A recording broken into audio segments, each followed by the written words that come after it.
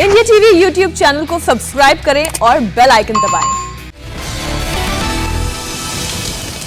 अब शुरू हो गया है चुनाव धमाका। ब्रेकिंग न्यूज का ऐसा तूफान जिसमें चुनाव से जुड़ी एक भी बड़ी और धमाकेदार खबरें आपसे नहीं छूटेंगी। मैं आपको बताऊंगा बंगाल में आज चुनाव आयोग ने कितने नेताओं की बोलती बंद की। 24 घंटे की पाबंदी के बाद ममता बनर्जी ने अपने प्रचार की शुरुआत क्या बोलकर की, और मैं आपको बताऊंगा कि बंगाल के चुनाव पर आज अमित शाह ने अपने क्या क्या दावे सामने प्रस्तुत किए।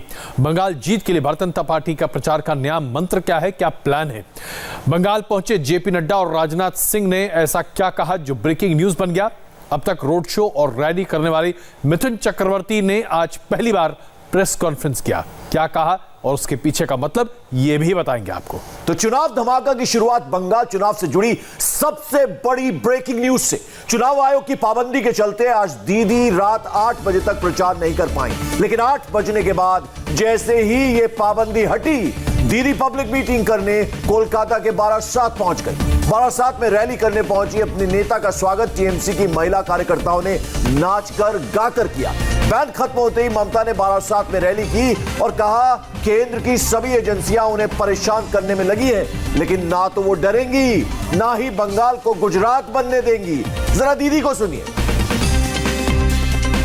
गवर्नमेंट ऑफ इंडिया যত এজেন্সি আছে সবাইকে নিয়ে খালি আমাকে কি করে বধ করা যায়, বাংলাকে কি করে অসম্মান করা যায়, বাংলাকে কি করে অপমান করা যায়, বাংলাকে কি করে দখল করা যায়, এই এক অশুভ প্রচেষ্টা চলছে। আমি পরিষ্কার আপনাদের কাছে বলি অল্প ভাষায়, বাংলাকে গুজরাট করতে দেব না, বাংলাকে গুজরাট করা যাবে না।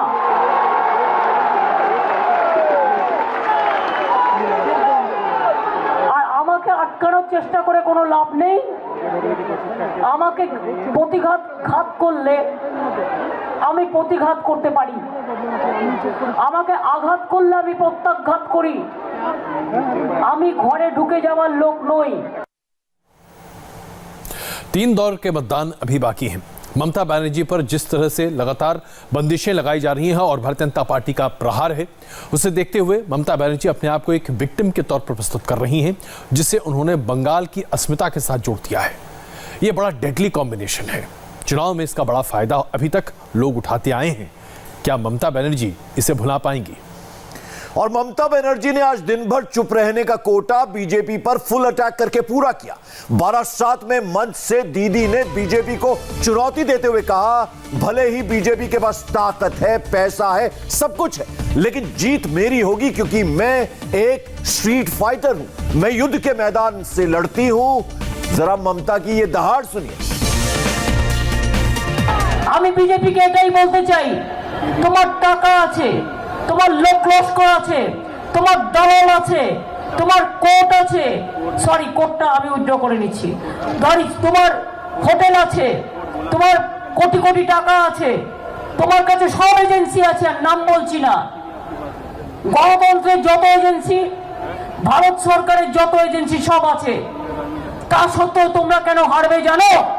কারণ I M a street fighter, I am a street fighter and I am proud to say that I am a street fighter. আমি ব্যাটল গ্রাউন্ড থেকে লড়াই করি, আমি ওপর থেকে নির্দেশ দিয়ে লড়াই করি না। स्ट्रीट फाइटर, यही वो शब्द है जो ममता बनर्जी को उनके वोटर के सबसे नजदीक लाकर खड़ा कर देता है, क्योंकि सड़क की लड़ाई में ममता बनर्जी का सानी नहीं है। बंगाल में अपने पूरे राजनीतिक करियर में उन्होंने हमेशा सड़क की राजनीति की है, और ये बताता है कि आज भी उनकी पैठ कितनी मजबूत है। और आज ममता फुल अटैकिंग मूड में सामने आई। बीजेपी पर अटैक के बाद दीदी मोदी पर आ गई। बोली, नरेंद्र मोदी ने अपनी रैली में यह बोला था कि मैंने मथुरा के लिए, ममता दीदी ने कुछ नहीं किया। मथुरा समाज को लेकर ममता ने आज पीएम को खुला चैलेंज दे दिया। दीदी बोली, अगर साबित हो गया कि मैंने मथुरा समुदाय के लिए कुछ नहीं किया तो राजनीति छोड़ दूंगी। सुनिए जरा ममता ने और क्या कुछ कहा। कृष्णनगर मीटिंग করে বলছে নরেন্দ্র মোদি, ममता दी तो कुछ नहीं किया है मथुरा के लिए। আমি বলি চ্যালেঞ্জ অ্যাকসেপ্ট করো, পাবলিকলি বলছি, প্রত্যেকটা ক্যামেরা আছে, পাবলিক আছে, আমি যদি কিছু না করে থাকি আমি রাজনীতি ছেড়ে দেবো, আর তুমি যদি কিছু না করে থাকো, মিথ্যে কথা বলে থাকো, তুমি কান ধরে উপোস করবে। বলো। देखा आपने लोगों तक अपनी बातों को किस तरीके से पहुंचाना है, लोगों की नब्ज कैसे पकड़नी है, कौन सी भाषा, कौन सी शैली, किन शब्दों का इस्तेमाल करना है, ममता बनर्जी इसे बखूबी जानती हैं। उनके पास एक ऑडियंस है और इस ऑडियंस तक पहुंचना उन्हें बहुत अच्छे तरीके से आता है। और बंगाल के चुनावी समर में आर पार की जंग में आज ममता बनर्जी 3 घंटे धरने पर बैठी। दिल्ली पर चुनाव आयोग ने आज रात 8 बजे तक प्रचार करने पर रोक लगा रखी थी, पाबंदी लगा रखी थी। इसी फैसले के खिलाफ ममता आज कोलकाता में गांधी मूर्ति के पास धरने पर बैठी। धरने के दौरान ममता ने पेंटिंग बनाई और उसे बाकायदा मीडिया के कैमरे को भी दिखाया। लेकिन आज ममता के धरने वाली जगह पर भी विवाद हो गया। जिस जगह पर दीदी धरना दे रही थी वो आर्मी के अधिकार क्षेत्र में आता है। टीएमसी ने धरने के लिए आर्मी से एनओसी मांगा था। सेना टीएमसी की अर्जी पर विचार कर रही थी, फैसले का इंतजार था, लेकिन उससे पहले ही ममता धरने पर बैठ गई, यानी बिना आर्मी की मंजूरी के ही उन्होंने धरना देना शुरू कर दिया। करीब 3 घंटे बाद ममता ने अपना धरना खत्म कर दिया। अब दीदी की पेंटिंग बीजेपी के निशाने पर है। दीदी को अब पेंटिंग ही बनाना है, क्योंकि जब मुख्यमंत्री के काम से दीदी फारिग हो जाएंगी तो उनके पास एक कला है पेंटिंग बनाने का। वो पेंटिंग बनाएंगी, ये अच्छा काम है। अभी से प्रैक्टिस कर रही हैं, क्योंकि वो बहुत अच्छी पेंटर हैं।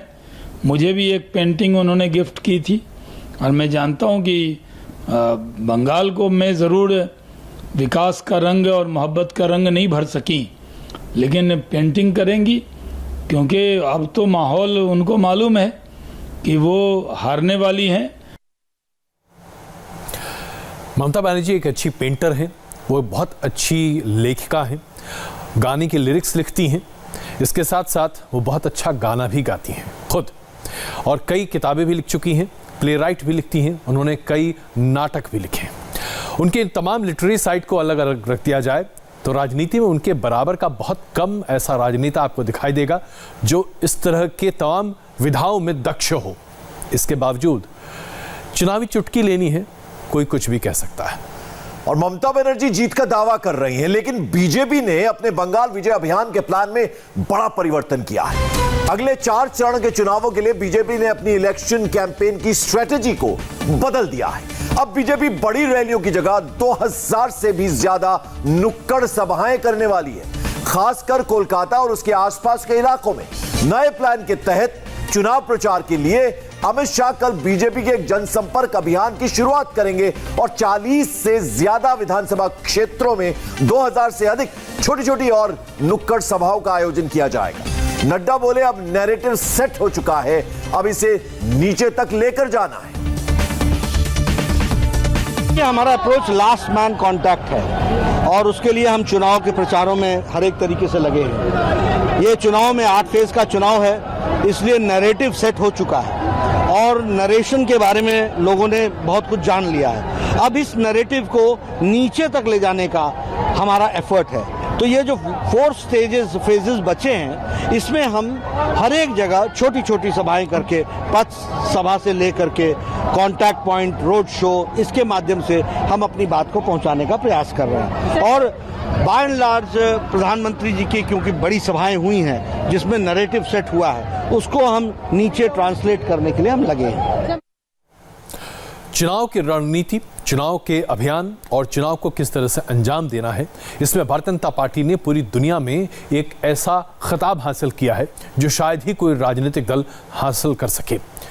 10 करोड़ से ज्यादा सक्रिय कार्यकर्ता भारतीय जनता पार्टी के हैं। दुनिया की सबसे बड़ी पार्टी भारतीय जनता पार्टी है। कुल मिलाकर अगर देखा जाए तो अब जो रणनीति में बदलाव है उसको अगर छोटे शब्दों में समझिए तो ये है कि अब भारतीय जनता पार्टी जानती है कि जिन 4 फेज की बात वो कर रही है, यहां पर टीएमसी का बहुत ज्यादा है। ऐसे में लोगों तक अगर ना पहुंचे तो पैर उखड़ सकते हैं। और ममता के धरने पर आज बीजेपी के बड़े छोटे सभी नेताओं ने निशाना साधा। किस नेता ने क्या कहा बस थोड़ी देर में आपको बताएंगे, लेकिन उससे पहले जरा मारपीट और झड़प से जुड़ी बड़ी खबर जान लीजिए। बंगाल के बर्धमान से आज बीजेपी और टीएमसी के कार्यकर्ताओं के बीच जमकर झड़प हुई, यह खबर आई। दरअसल आज बर्धमान शहर में बीजेपी प्रदेश अध्यक्ष दिलीप घोष रोड शो कर रहे थे। अचानक रोड शो में हंगामा हो गया। रोड शो जब रसिकपुर इलाके से गुजर रहा था कि तभी तृणमूल कांग्रेस के कार्यकर्ताओं ने दिलीप घोष गो बैक के नारे लगाने शुरू कर दिए, काले झंडे दिखा दिए। उसी दौरान टीएमसी और बीजेपी के कार्यकर्ता उनके बीच में आपस में झड़प हो गई। बीजेपी का यह आरोप है कि सब कुछ पुलिस के सामने हुआ, लेकिन पुलिस ने कोई एक्शन नहीं लिया। अगर आप देखें तो औसत के आधार पर इस बार के चुनाव में कम से कम अभी तक 4 फेज में उतने बड़े पैमाने पर हिंसा नहीं दिखाई दी है पश्चिम बंगाल में जितनी आमतौर पर दिखाई देती है। लेकिन जो हिंसा है ये अपने आप में बताती है कि चुनाव आयोग को सख्ती और बरतनी चाहिए। और डिफेंस मिनिस्टर राजनाथ सिंह ने बंगाल पॉलिटिक्स पर इंडिया टीवी से एक्सक्लूसिव बातचीत की। सुनाएंगे आपको इस ब्रेक के बाद।